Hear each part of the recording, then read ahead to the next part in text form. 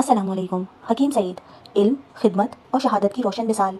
जब पाकिस्तान की हिस्ट्री के पेजेस पीछे किए जाते हैं तो कुछ नाम अपनी इल्म, दोस्ती, खिदमत, इंसानियत और जद्दोजहद से दिलों में हमेशा रह जाते हैं। इन्हीं नामों में से एक नाम है हकीम मोहम्मद सईद का। एक ऐसा शख्स जो पाकिस्तान में हर्बल मेडिसिन का इल्म लेके आया, हज़ारों मरीजों की सेहतयाबी करी और बच्चों की तालीम और तरबियत को अपनी ज़िंदगी का एक अहम मिशन बना लिया। आज हम जानेंगे कि हकीम सईद कौन थे, उनकी ज़िंदगी में क्या चैलेंजेस आए और क्यों आज भी उनका नाम इज़्ज़त और एहतराम से लिया जाता है। इब्तदाई ज़िंदगी और ख़ानदान। हकीम सईद 9 जनवरी 1920 को दिल्ली में पैदा हुए। आपका ख़ानदान तिब्बे यूनानी में बहुत बड़ा नाम था। आपके वालिद हकीम अब्दुल मजीद ने हमदर्द दवाखाना की बुनियाद रखी थी, जो जल्द ही पूरे हिंदुस्तान में मशहूर हो गया। बचपन ही से इल्म, हिकमत उनकी गुट्टी में था। इब्तदाई तालीम दिल्ली में हासिल की और तिब्बे यूनानी की आला तालीम मुकम्मल की। इस दौरान ये एहसास हुआ कि इल्म का असल मकसद खिदमत है। हिजरत और नए सफ़र का आगाज़। 1947 में जब पाकिस्तान वजूद में आया तो ख़ानदान बिखर गया और बहुत नुकसान उठाए, लेकिन हकीम सईद ने हिम्मत ना हारी। वो पाकिस्तान आ गए और कराची में अपने सफ़र का दोबारा आगाज़ किया। ये वो दौर था जब सब कुछ बिखर चुका था, ना वसाइल थे ना मददगार, लेकिन उनके हौसले बुलंद थे। उन्होंने 1953 में हमदर्द दवाखाना कराची की बुनियाद रखी और उससे तिब्बे यूनानी की एक नई तहरीक शुरू हुई। हर्बल मेडिसिन और तहकीक। हकीम सईद का मानना था कि तिब्बे यूनानी में शिफा है और इस इल्म को साइंस की रोशनी में आगे बढ़ाना ज़रूरी है। उन्होंने हज़ारों मरीज़ों का इलाज किया, सैकड़ों जड़ी बूटियों पर तहकीक की और बहुत सी किताबें लिखी। उन्होंने मदर चाइल्ड हेल्थ, ग़िज़ाई तहकीक और सेहत आमा पर कई अहम मंसूबे पेश किए। उनकी कोशिशों से तिब्बे यूनानी को एक नई इज़्ज़त मिली और पाकिस्तान में इसका दायरा फैलता ही चला गया।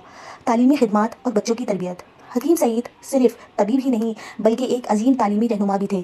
उन्होंने बच्चों की तालीम और तरबियत को ज़िंदगी का अहम मकसद बना लिया। उन्होंने हमदर्द यूनिवर्सिटी की बुनियाद रखी, जो आज मुल्क की सबसे बड़ी प्राइवेट यूनिवर्सिटियों में शामिल होती है। उन्होंने बच्चों के लिए मशहूर रिसाला हमदर्द नौनिहाल शुरू किया, जो आज भी लाखों बच्चों की मदद करता है। उनका ख्वाब था कि पाकिस्तान का बच्चा इंडिपेंडेंट, इल्म, दोस्त और मुहिब्बे वतन बन जाए। कौमी खिदमत। हकीम सईद ने सियासत में भी कदम रखा। वो गवर्नर सिंध भी रहे और इस ओहदे पर रहते हुए तालीम, सेहत और तहकीक के कई अहम काम किए। उनकी सादगी और ईमानदारी की मिसालें दी जाती हैं।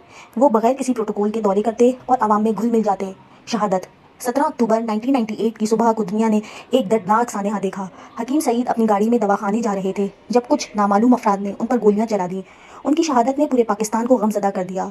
लोग सड़कों पर निकल आए और आंसू आंखों से रुक ही नहीं रहे थे। उनकी अजमत को खिराज अकीदत पेश किया गया। हकीम सईद की सोच और फ़लसफ़ा।